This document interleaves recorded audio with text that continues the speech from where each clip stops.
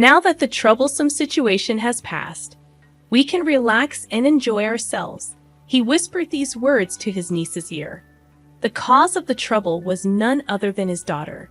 I had to leave home abruptly for a business trip. Despite my concerns about being away from my daughter for several days, John reassured me and bid me farewell, urging me to go in peace. My daughter and John usually spent quality time together, so I felt at ease leaving her in his care. However, recently, my daughter's behavior had taken a peculiar turn. In hindsight, I should have delved deeper into these feelings. "Mommy, don't go to work." My daughter clung to my leg, reluctant to let go. Unfortunately, I failed to recognize her desperate plea for help. Feeling like a failure as a mother, little did I know that John would lock my daughter in the storage room and embark on a trip with his niece. Forgiving John for the irreversible harm he caused to my daughter and niece is something I can never do. My name is Sherry. I married John the same year I became pregnant. Our daughter, Samantha, is now 5 years old. Our paths crossed through a common friend's introduction, a rather ordinary occurrence at the time. John, who had a fondness for children, worked at a toy manufacturing company, while I had just been chosen for a work project. Despite being engrossed in our respective careers, marriage was not on our minds. However, upon discovering my pregnancy with Samantha, everything changed. Having the baby meant taking a maternity leave and facing potential sidelining from the project. Witnessing similar situations at my workplace, I felt disheartened about my professional future. Yet John consoled me, expressing his willingness to quit his job and become a full-time stay-at-home dad. He had taken his current job with the hope that our future kids would play with the toys he helped create. John had already played a role in developing several products, some of which were already on the market. His dream was for me to fulfill my potential. These words prompted me to decide to have our daughter.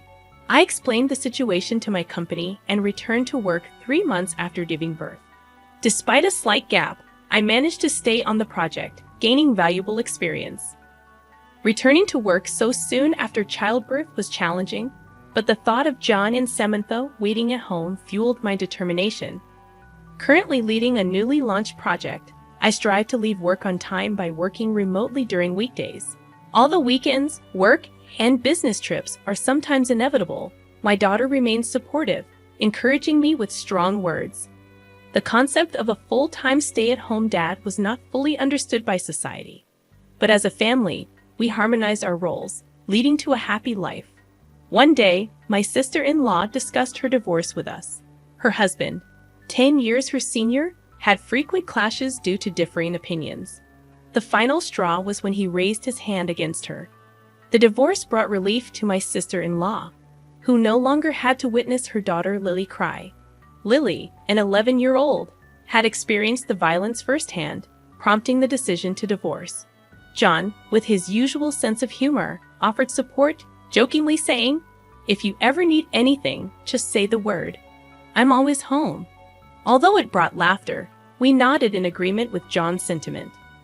His words played a crucial role when John decided to quit his job and become a full-time stay-at-home dad. It's not about being a man or a woman these days. Whoever can do it should. Without my sister-in-law's support, we might not have maintained a good relationship with our in-laws. Our happiness owes part of its existence to her. Expressing gratitude, she mentioned considering a move to our neighborhood. We welcomed the idea, ensuring her that it wouldn't be a bother. Facing the need to leave the rental apartment shared with her ex-husband, she pondered returning to her in-laws' house an hour away. However, this would complicate her commute, and Lily would have to change schools. Fortunately, our house was within Lily's school district.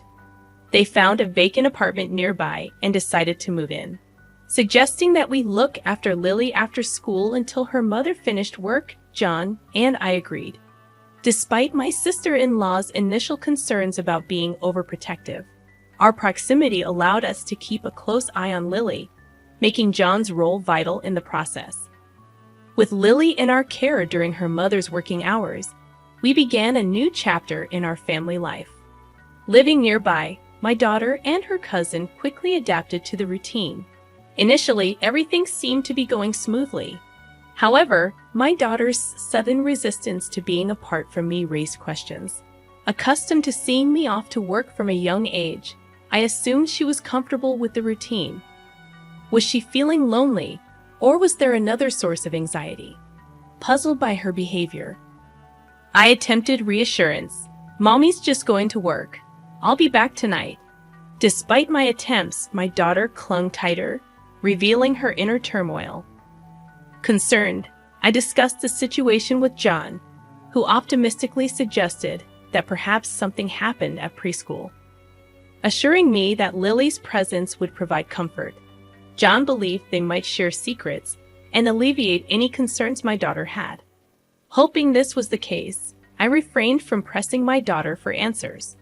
My daughter and Lily formed a close bond, with Lily treating her like a little sister. Observing their camaraderie, I believed my daughter's behavior was a passing phase. As my workload approached a lull, I planned to take leave and spend quality time with my daughter soon. However, unexpectedly, a business trip arose, requiring my absence for 5 days. Despite concerns, John's reassuring words encouraged me to proceed with the trip. Packed and ready, I left home 2 days later, with Lily visiting at the time. John, my daughter, and Lily saw me off with smiles. Little did I know that, at that very moment, events were unfolding at home beyond my expectations. John, exhibiting signs of departure, raised anxious questions from Lily. "Isn't Samantha coming with us?" John, to ease Lily's worries, fabricated a story about Samantha joining me on the business trip upon my return. Convinced by the tale, Lily accepted the explanation, and John directed my daughter to find a non-existent item in the storage room before my return. Samantha, believing her father's words, ventured into the storage room. Unbeknownst to her, John closed the door from the outside. Oblivious to the unfolding situation, my daughter did not notice the door being shut. John, muttering about the nuisance being gone, left with Lily for their trip, unknowingly leaving my daughter trapped in the storage room. Upon John's return 4 days later, he cheerfully chatted with a saddened Lily. Blissfully unaware of the events in his absence, John was shocked when he saw the storage shed and remembered he had left his daughter behind. Panicking, Lily rushed to the shed, where an unidentifiable liquid seeped out from under the door. John, attempting to stop Lily, confessed the truth about leaving Samantha behind. Lily, in shock, tried to open the shed door, only to be halted by John. The revelation left her devastated. The realization that Samantha was left in the shed, contrary to what John had assured her, prompted Lily to blame him. John, trembling and admitting his mistake, faced Lily's accusations. Witnessing this, I finally spoke up, questioning John's actions. My voice, cold and filled with anger, sent chills down my spine. Even my daughter, standing beside me, mirrored the intense emotions. John, turning around to face us, was frozen in shock. "Sherry." Contrary to John's astonishment, Lily burst into tears upon seeing Samantha. Hugging Samantha tightly, Lily expressed relief that she was safe. Samantha, avoiding eye contact with John, reciprocated Lily's embrace. I couldn't help but wonder about the emotional toll these events had taken on the innocent children. I stood protectively in front of my daughter Samantha and niece Lily, yet John showed faint concern. "I'm glad you're safe," he muttered towards Samantha. "Glad she's safe after you left her behind." "What are you saying now?" "Samantha said she wanted to be with you." "And why are you here, Sherry? Weren't you on a business trip? You were supposed to return tomorrow." "Oh, so you thought you'd be back before I got home." "Could it be that you often leave Samantha like this when I'm away?" John fell silent at my words. His silence was more affirming than anything else. "I've already heard the story from Samantha. I'll be hearing it from Lily as well." Turning to Lily, who was still embracing Samantha, she met my gaze firmly and nodded as if she had made a decision. The fact that I was able to rescue my daughter Samantha was a stroke of sheer luck. The thought of what could have happened if my business trip dates hadn't changed sends shivers down my spine. On the day I was supposed to leave, I indeed boarded the Amtrak. However, I received a sudden notification that the trip was canceled. So I got off the train mid-journey and returned home. Since the trip was called off, I could return home directly, arriving earlier than my usual time. Finally, I would have a chance to talk with Samantha. I took a taxi from the station, rushing home. As I got out of the taxi and approached the front door, I heard a voice calling, "Mommy." Thinking Samantha had seen me and was running towards me, I turned towards the voice, only to be shocked. Samantha's voice was coming from inside the storage shed. "Samantha?" In a panic, I'd opened the shed door to find my daughter there, drenched in sweat and sobbing uncontrollably. At her feet lay the burst remnants of a water-filled bouncy ball I had given her. This toy was developed by John when he was still working at the toy manufacturer. I had given it to Samantha, hoping to cheer her up when she first started showing signs of distress. Apparently, she panicked when she realized the door was shut, either throwing or stepping on the ball, causing it to burst. The liquid seeping out of the shed was from this ruptured bouncy ball. The floor was also scattered with Samantha's old clothes. "What happened? Why are you in here?" I hugged my crying daughter and asked her. What she told me then ignited a fury in me, the likes of which I had never felt before in my life. "Samantha said you asked her to look for my jewelry. She's deeply shocked both from being left behind and being locked in." "Locked in?" The door wasn't locked. I thought she would come out on her own. Being suddenly shut in is frightening even for adults. It's not surprising she panicked and couldn't open it. And I've heard about the usual situation. Now I finally understand why Samantha started acting out. My husband would have noticed the cause. After all, he was the cause of it. After we started looking after Lily, John began to favor her, neglecting Samantha. My daughter felt increasingly lonely as John paid attention only to Lily. But Samantha, caring for me and my busy schedule, could only express her feelings in such a way. It seems she also knew Lily was troubled by John's behavior. The photo of them whispering might have been taken while they were discussing this.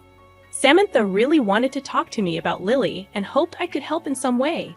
However, Samantha didn't have the right words to accurately convey this. Unsure of how to express it to me, Samantha's words to me were hesitant. Yet she cared deeply for Lily, despite feeling lonely herself. What a kind-hearted child she is. After hearing from Samantha, I immediately called John, but he didn't answer. No matter how many times I called, usually he would call back right away, and it was unusual for him not to answer. Something was wrong. Believing this, I reached out to my sister-in-law. During this conversation, I learned a shocking fact. John had told her he was going on a trip with Samantha and Lily. John had contacted my sister-in-law as soon as he found out about my business trip. Sherry is going on a long business trip. During that time, I thought of taking Samantha and Lily on a trip because Samantha might feel lonely. What do you think?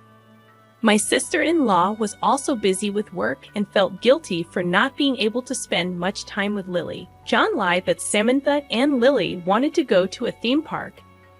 And my sister-in-law agreed, thinking it would be good for Lily.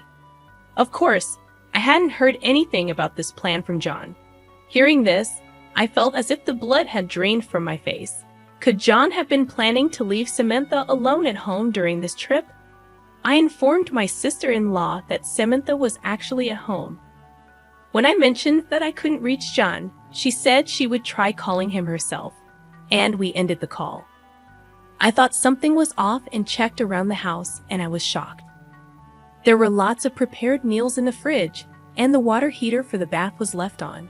Could it be that he prepared all this so Samantha could stay alone? That is, John had planned to leave our 5-year-old daughter alone for 4 days with just these arrangements. My sister-in-law managed to reach John, who was apparently at the theme park with Lily, and casually said, "I'll have to hang up. Our turn for the attraction is coming." She also received pictures of Lily alone at the park, confirming Lily's safety. Angry yet relieved about Lily's safety, my sister-in-law and I decided to wait for John and Lily's return. John, perhaps as an alibi, had sent me a picture of Samantha and Lily, which must have been taken previously at our house. My sister-in-law received photos of Lily playing at the theme park. There was even a fake story of the two having fun together to pretend for it. And so John, believing he had fooled us, returned home in high spirits, having completely forgotten about the daughter he left behind.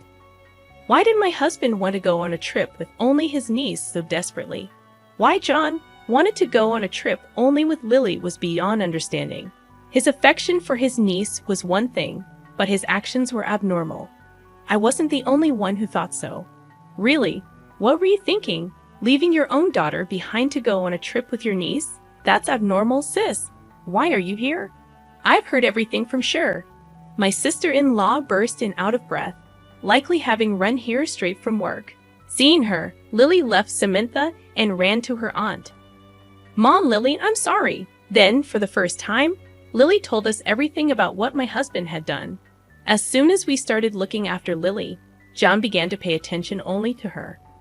According to what Samantha told me, it appeared so to Samantha. But in reality, it was more distressing for Lily. John had an unusual obsession with taking photos of Lily. At first, Lily agreed to John's request for photos, believing they were to be sent to her mother, and she smiled for the camera. However, over time, John's behavior began to escalate. He started making specific demands for poses, and Lily began to feel uncomfortable. But when Lily once refused and said no, John threatened her, saying he would tell her mother, making it seem like he was blaming Lily for not complying. Lily is a naughty girl for not listening. Maybe I should tell your mom that we can't look after you anymore. She would surely be troubled then. Manipulating Lily's desire not to upset her mom, John continued to take her pictures, and eventually, he took her on a trip, just the two of them. I really didn't want to go on the trip. It was creepy when he held my hand. Hey, Lily, that's not true, right? You used to be happy with me, asking me to pick you up. Hearing this, my sister-in-law yelled, "How old was she, you're talking?" and hugged Lily tightly again. Lily, like Samantha, had been enduring John's behavior, not wanting to worry her aunt, and John had misunderstood this as Lily being fond of him. My sister-in-law tearfully apologized to Lily for not sensing the danger and agreeing to the trip so casually. She regretted her complacency for always having John look after Lily. "I'm sorry, Lily. If only I had been more careful." Lily shook her head in her mother's arms, said in a trembling voice that she never wanted to see John again. John began to panic pathetically at this. "Don't say that, Lily. I just wanted to show you affection. Stay away from Lily from now on." But then my sister-in-law demanded he delete the photos and snatched his phone from him. In his panicked state, however, upon seeing the photo folder, she was lost for words. There was an abnormal amount of photos of Lily saved. Lily's expressions in the photos seemed like forced smiles, but it was clear she was frightened. In retrospect, all the photos John sent never had Lily looking directly at the camera. John must have noticed the change in Lily's expressions too. That's why John only sent photos where Lily's expressions weren't clear, yet he let his desires run wild and took Lily away. Disgusting. I felt nauseated by John's abnormal behavior. My sister-in-law, holding the phone tightly, seemed frozen in place. We both shielded our daughters behind us, confronting John. There was no way I could forgive him for leaving Samantha behind, and I didn't want him near our daughters ever again. All feelings of affection had vanished in an instant. It's not like that. Listen to me. I love Lily, and of course, I love Samantha too. John continued to make excuses, only further frightening Samantha and Lily. I presented him with the divorce papers I had prepared during his trip, gathered our belongings, took Samantha, and left the house. I couldn't bear to share the same air with him for another moment. My sister-in-law and Lily followed us out. All that followed was my husband's sad screams. Afterward, I took my sister-in-law and Lily to their parents' house and informed them about John's behavior. When I mentioned leaving him with the divorce papers, my in-laws promised to handle everything from there. They assured us they would prevent John from approaching us again. Lily finally seemed to find some peace upon hearing their words. My sister-in-law and Lily decided to stay with my in-laws for the time being, planning to sort out work and school later. Though it likely meant Lily would have to change schools, we couldn't discount the possibility of John lurking around her school route. Samantha and I decided to return to my parents' home too. During John's trip, I had been managing work, household chores, and childcare alone. Thankfully, Samantha was a resilient child, and I felt confident that we could manage well on our own. Living without John, just the two of us seemed entirely feasible. Those hellish 4 days indeed contributed to my newfound confidence. For a while, we'll live at my parents' house, grateful for their kindness. But I plan to move closer to my workplace before Samantha starts elementary school.